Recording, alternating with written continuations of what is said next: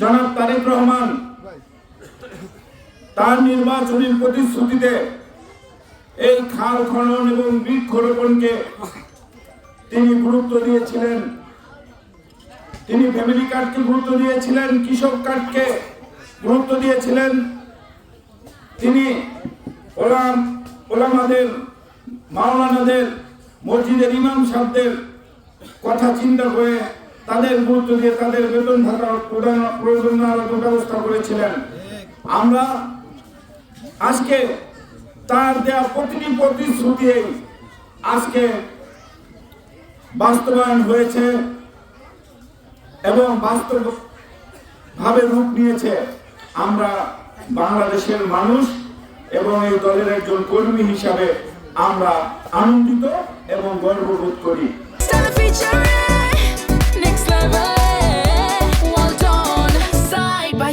Free